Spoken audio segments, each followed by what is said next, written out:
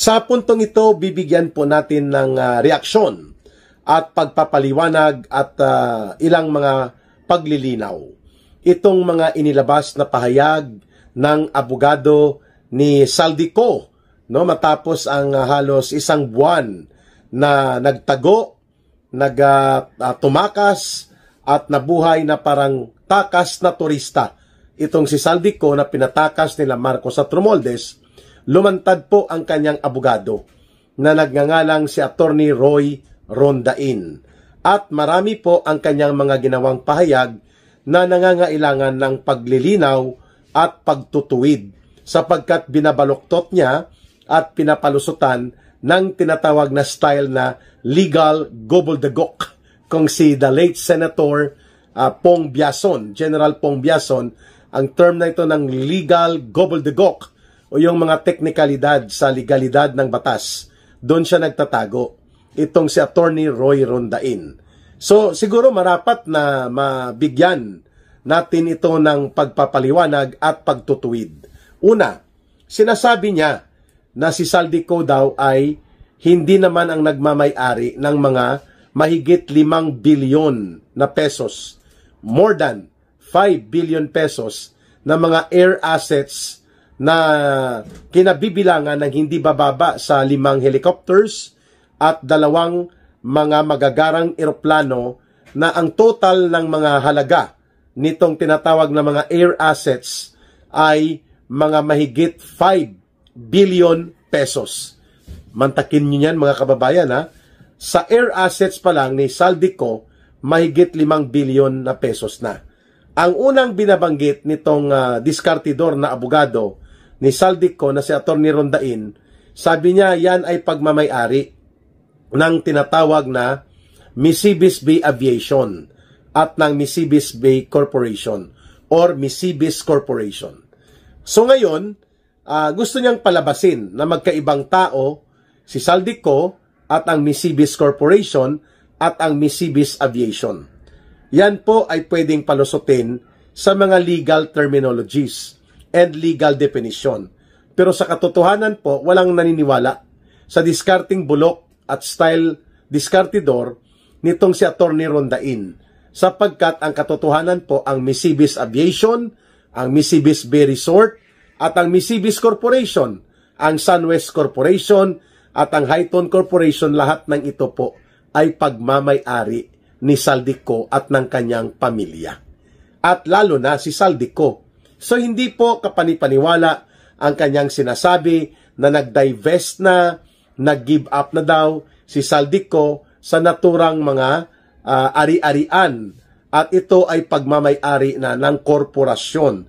At ang binabanggit niya ni Attorney Boy Discartidor Rondain na abogado ni Saldico, magkahiwalay ang juridical entity ng korporasyon kaysa legal personality ng isang individual na tao. That may be correct under the law, but under the moral and real accountability of Saldico, hindi siya makakatakas. Sapagkat sa totoo naman po, yan ay pinalusutan sa pamamagitan ng dokumento, sa pamamagitan ng mga palusot sa legalidad at terminolohiya ng batas.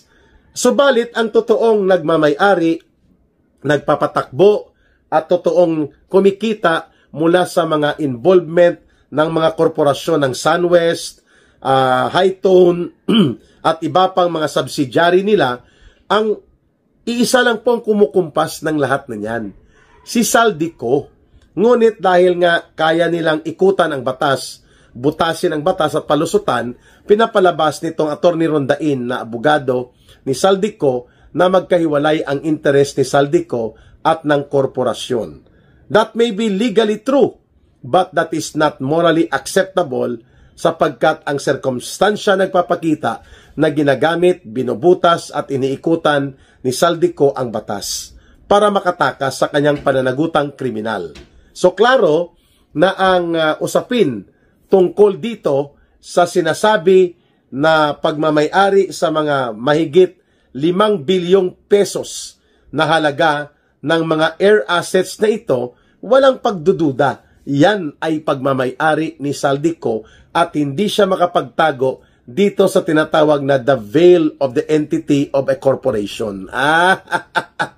Palusot itong si Saldico sa pamamagitan ng diskartidor niyang abogado. Pangalawa, binabanggit ni Attorney Rondain na kung ano man daw ang pinasukang kontrata ng SunWest at ng iba pang korporasyon, kung mayroon mang natitira pang shareholding si Saldico, yan po ay hindi niya nasakop at hindi niya nasaklaw. Ayos. Alam naman natin na ang kanyang asawa, ang kanyang mga anak ay bahagi po ng buong operations sa organisasyon ng mga korporasyon at mga kumpanyang pinagmamay-arian, kinokontrol at kinokompasan, walang iba pa kundi ni Ginoong Saldico. So ngayon, nais ipahiwatig nito ni Attorney Rondain na kung mayroon mang mga palpak na kontrata, pinagdambong o dinurubo at ito ay nasangkot sa mga anomalya at korupsyon o pandarambong, hindi automatic na may pananagutan si Saldico. Kulukoy! Linlangin mo at lokohin mo ang lelong mo. Huwag ang mamamayang Pilipino, Attorney Rondain. No? Palusot talaga itong diskartidor na kumag na abogadong ito ni Saldico, ano? Itong si Attorney Rondain, no? Alam naman natin na binabayaran ka ni Saldico para magpalusot at ikaw ay isa sa mga nagiging tagapagtabon-tabon at tagapagtakip para sa mahabang criminal track record ngayon na nabubulgar ng pagkakasangkot ni Saldico. So hindi po pwede na sasabihin na lamang ng abogado niya na hindi naman lahat ng kontratang pinasukan ng SunWest Corporation, ng Highton Corporation, o ng ano pa mang mga corporation na binuo nila Saldico, pinagmamay-arian at pinagkakakitaan nila ng kanyang pamilya, ay basta na lang sasabihin ng abogado niya na magkahiwalay na personalidad ito. Yan po ang pinakabarat at pinakabaluktot na pananaw na maaaring gamitin na argumento ng isang abogado. Pero alam natin po ng taktika na yan, iniikutan ang batas, binubutas ang batas, binabaliktad ang batas upang gamitin na makalusot sa pananagutang kriminal si Saldico. Yan naman po talaga ang katotohanan dyan. Wala nang iba pa. Okay, pangatlong punto po natin. Bakit natin sinasabi ito? Dahil ganito din ang binabanggit ni Martin Tambaloslos Romualdez. Hindi naman daw niya kontrolado ayon sa kanyang tagapagtahol ng kanyang party list na si Jude Asidri kung sino ang nailalagay sa mga komitiba, sino ang nagiging committee chairperson, sapagkat ang nagtatakda daw niyan ay ang plenaryo ng Kongreso. Well, yan ay formalidad. Pero kung hindi ka korsonado at wala ka sa linyada ni Marcos at Romualdez, hindi ka makakakuha ng magandang committee chairmanship o ng anumang komitiba na ikaw ang mamumuno. And that is a given. Kaya palusot din po itong sinasabi ni Martin Tambaloslos Romualdez na as if si Saldico ay nagkusang nagsarili ng kanyang maniobra, in his own initiative ay nakakuha siya ng mga pundo, nakakuha siya ng mga komitiba na hindi nakokontrol ni Martin Colucoy Tambaloslos Romualdez.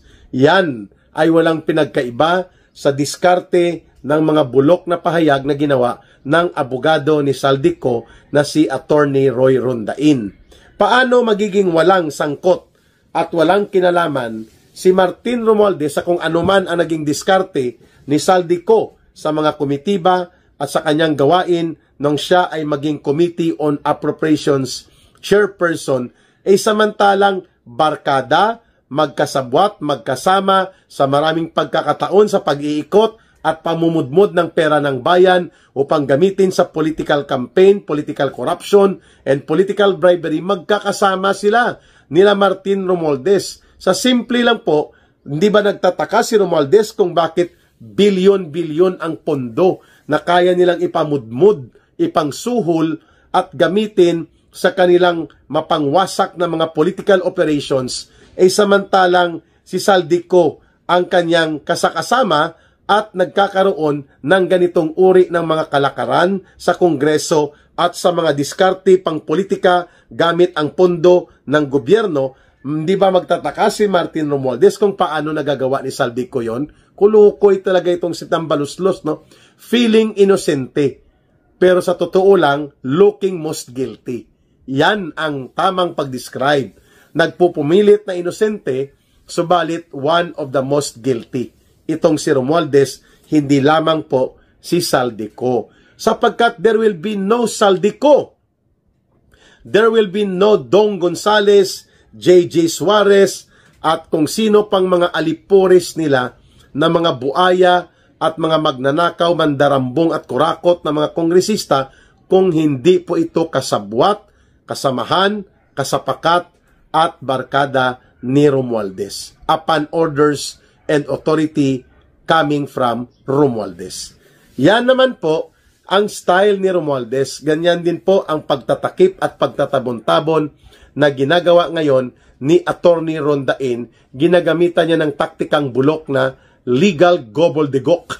Yung style bulok na pagtatago sa prinsipyo at doktrina ng batas lamang makalusot at makaiwas sa pananagutang kriminal. Ayan.